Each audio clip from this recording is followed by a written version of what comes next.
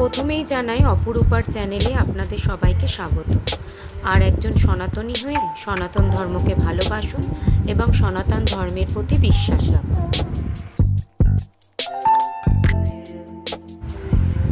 দিনটা ছিল জ্যৈষ্ঠ মাসের মঙ্গলবারের দ্বিতীয় জয় মঙ্গলবার। আর আমরা চলেছি কোথায় চলেছি চলুন দেখুন।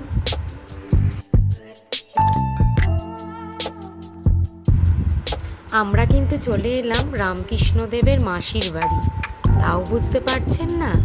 চলুন, মাসিকে দেখলেই আপনারা বুঝতে পারবেন আমরা আজকে কোন মন্দিরে এসেছি মায়ের পুজো দিতে। প্রথমেই তুলসী মাকে প্রণাম জানিয়ে আমরা উঠে গেলাম মায়ের মন্দিরে। নিন দেখুন এবার মায়ের মুখটা। কি বুঝছেন? কাকে দেখছেন আপনারা? কিছু বুঝতে পারছেন মায়ের মুখ দেখে যে আমরা কোন মন্দিরে এলাম?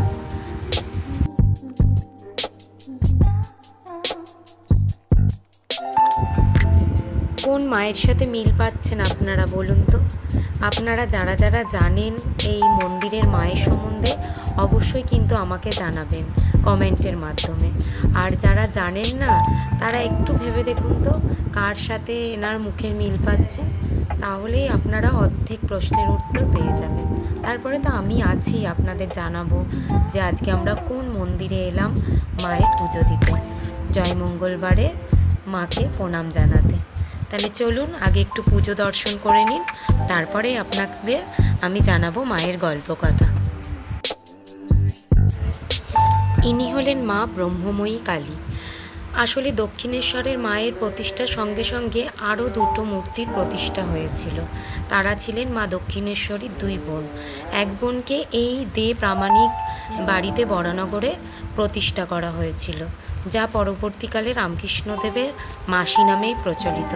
বলা হয় যে বা লোকমুখে শোনা যায় যে দক্ষিণেশ্বর থেকে রামকৃষ্ণদেব অনেকবার তার এই মাসির সাক্ষাতের জন্য ছুটে ছুটে আসতেন এই ব্রহ্মময়ী কালীবাড়ি।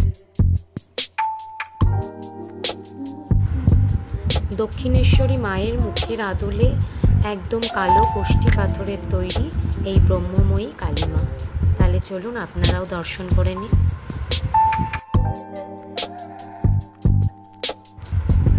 এই ব্রহ্মময়ী কালীবাড়িতে ঢুকতেই দোরগোড়াতেই আছে 4টি শিবলিঙ্গ, 2টি বড় এবং 2টি ছোট্ট ছোট্ট শিবলিঙ্গ। যেই দুটো শিবলিঙ্গ রাস্তা দিয়েই পুজো দেওয়া যায়, আর এই বড় দুটো শিবলিঙ্গকে আপনাকে মন্দিরে প্রবেশ করে তবেই পুজো দিতে হবে।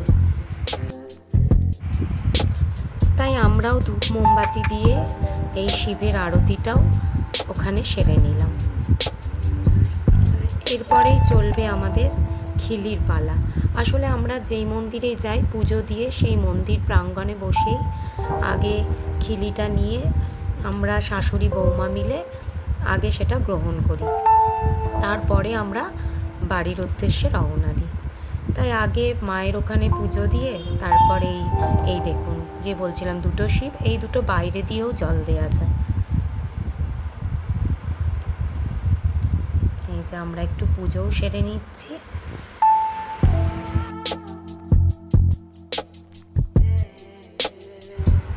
সাধারণত কোথাও পুজো দিতে গেলে আমরা একটা ঘটি নিয়ে যাই, গঙ্গার জল নিয়ে যাই, কিন্তু সেদিনকে না গঙ্গার জলের ঘটি নিয়ে যেতেই ভুলে গেছিলাম। তাই ওখানেই একটা কল ছিল, ওখান থেকেই হাতে করে জল নিয়ে শিবের মাথায় একটু জল অর্পণ করলাম। তারপরেও চলে এলাম এই বড় শিবগুলোর কাছে।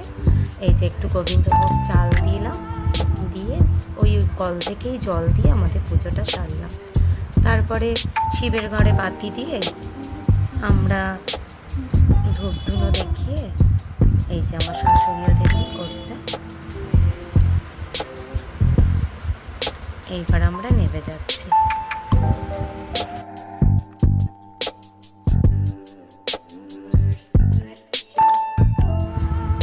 বলছিলাম না 4টে শিব আছে, 2টো বড় শিব। ওই একটা শিবের ওখানে পুজো দিয়ে বড় শিবের কাছে আবার এই বড় শিবের কাছে আমরা এলাম একটু ধূপ ধুনো দেখাতে, মাথায় একটু গোবিন্দভোগ চাল দেওয়ার জন্য।